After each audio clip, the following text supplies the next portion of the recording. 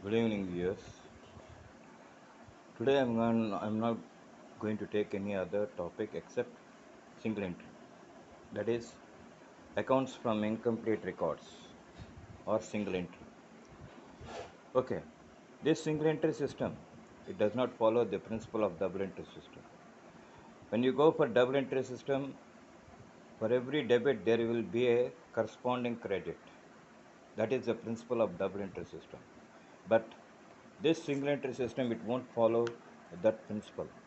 So we can call this thing as accounts from incomplete records or incomplete or defective double entry system.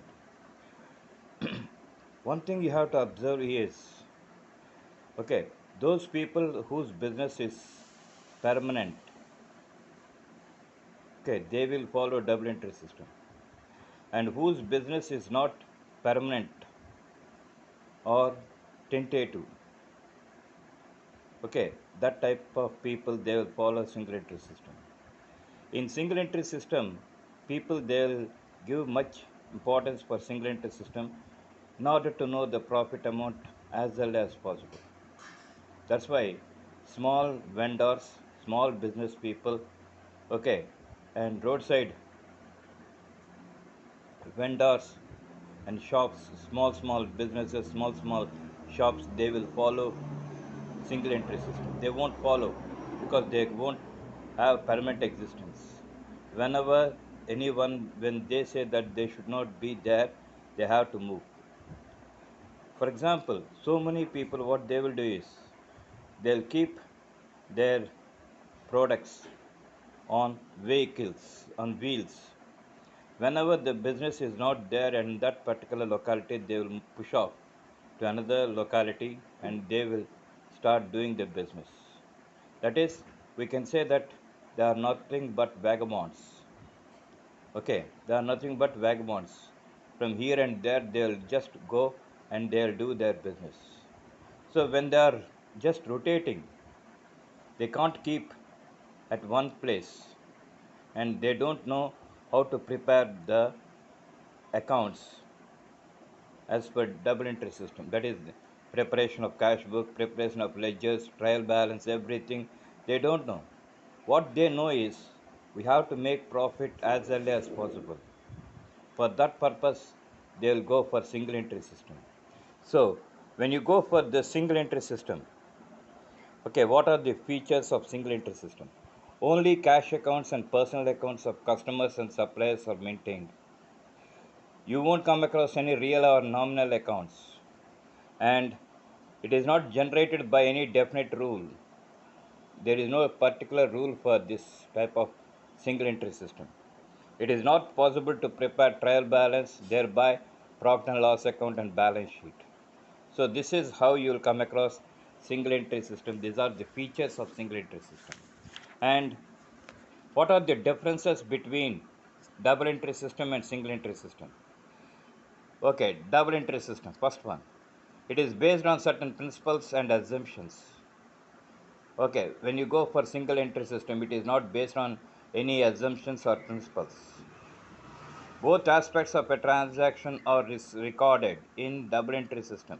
That is, we have to record debit transaction as well as credit transaction. Both aspects of each transaction are not recorded. That is, only one time only they will record that. All types of accounts, personal, real, and nominal, are recorded in double entry system. Usually, personal accounts of customers and suppliers and cash book only they are maintained in single entry system. You won't come across any real accounts and nominal accounts. Arithmetical accuracy can be checked by preparing trial balance in double entry system.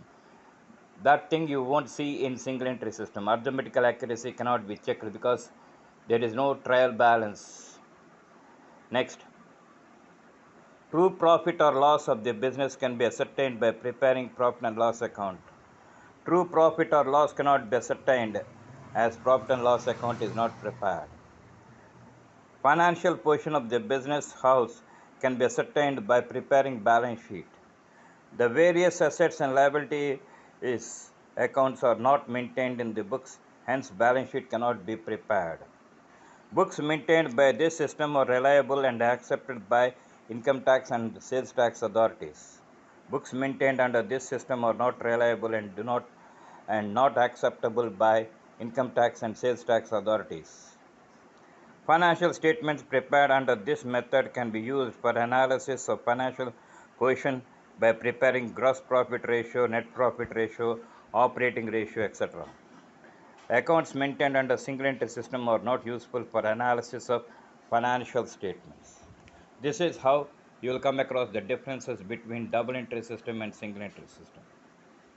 And when you go for single entry system, how to ascertain the profit or loss from a business? In this case, you have to prepare statement of affairs. So what is this statement of affairs? It resembles the balance sheet. It resembles the balance sheet, but it is not the balance sheet, please. Okay, in balance sheet, when all the accounts are maintained, then we can prepare the balance sheet in order to find out the true position, true financial position. And we will prepare the statement of affairs in order to find out the missing items. So this resembles the balance sheet, but it is used to find out the missing item. So there is a lot of difference between balance sheet and statement of affairs. When you go for single entry system, what the procedure will be? People, what they will do is they will first of all take into account what is the opening capital, starting capital. And after doing the business, what is the closing capital? They'll find out that. And the difference between the closing capital and the opening capital, they'll take that as profit. And for this, some adjustments are to be made. What are the adjustments that are to be made? When we are going for statement of profit or loss, we can able to understand this. And under single entry system, we'll follow two methods to find out the profit or loss earned by the small traders, small business people. The two methods are capital comparison method and conversion method. So what is capital comparison method? We have to compare the opening capital as well as the closing capital. We have to find out first of all. And then we have to compare the closing capital as well as opening capital. And whatever it may be, the difference that we come across, we have to consider that as profit. So this is how you have to find out the profit or loss. Of course, when we are going for this statement of affairs and when we want to know about the profit amount or loss amount, some adjustments we have to do. That is compulsory. Some adjustments what we have to do are drawings. When we go for double entry system, we have to deduct the drawings. But in single entry system, we have to add the drawings. Interest on capital and further capital introduced. These two things we have to add when we go for double entry system, whereas in single entry system we have to deduct the interest on capital as well as further capital introduced. Okay, after deducting the interest on capital and further capital introduced, we'll get some amount, and that amount we have to take that as adjusted capital. So the difference between adjusted capital and the opening capital is nothing but profit or loss. If adjusted capital is more than opening capital, you will come across profit. If opening capital is more than adjusted capital, it is nothing but loss. Like that, you will come across single entry system. And don't be of that opinion that all the people they will follow the double entry system. There are some people who will follow this single entry system compulsory. That too, small business units, small businessmen, and small vendors, they will give much importance for single entry system rather than double entry system, because they want to know the profit amount as early as possible. I'm giving stress for this. So in that case, they have to follow the single entry system compulsory. Okay, fine. What is the difference between the balance sheet and the statement of affairs? First one is, balance sheet is prepared with balances extracted from ledger balances maintained under the double entry system. Statement of affairs is a statement of the assets and liabilities prepared from incomplete records and other sources of information. Balance sheet is prepared on the basis of accepted principles of accountancy, hence it is accurate and reliable. It is not prepared on any systematic basis. It is only an estimate of the financial position, hence it is not accurate or reliable. The aim of balance sheet is to show true financial position of a business. The statement of affairs has three purposes: to know the financial position, to find out capital, and to know the profit or loss on the basis of differences between the closing and opening capitals. Balance sheet is prepared after the preparation of profit and loss account. A statement of profit or loss is prepared after preparation of statement of affairs. If any asset or liability is omitted to be taken in balance sheet, it will be deducted by non-agreement of the balance sheet. Omission of any asset or liability cannot be detected in statement of affairs. It gets adjusted in capital, which is a balancing figure. Like this, you'll come across the differences between balance sheet and statement of affairs. Now, coming to this. Okay, we have to prepare the statement of affairs as on the beginning of the year as well as on closing of the year. So here we take assets on the asset side, liabilities on the liability side, and the balance will give you the capital amount, which is the balancing figure. When you are preparing at the beginning, you will come across opening capital. When you are beginning at the end, you will come across closing capital. After preparation of statement of affairs as at the beginning as well as at the closing, then you have to push off to statement of profit or loss. Here, in an opposite direction, you have to go. In an opposite direction to double entry system, you have to go. In double entry system, you will take into account the opening capital and do the problem to find out the closing capital. Okay, but in single entry system, we have to take into account first of all the closing capital. And for the closing capital, you have to add drawings and you have to deduct further capital introduced. Then after that, you have to deduct the interest on capital. Thereby, you will come across adjusted capital. And from this adjusted capital, you have to deduct the opening capital. And that amount will give you the profit or loss. Okay, so this is how you have to prepare the statement of affairs as well as statement of profit or loss. This is capital comparison method. When you go for conversion method, that is converting the single entry system into double entry system, that is very, very important. And people, they'll get questions from this conversion method. And when you can convert the single entry system and into double entry system, automatically, okay, you are going to follow this double entry system and you can able to find out the profit or loss.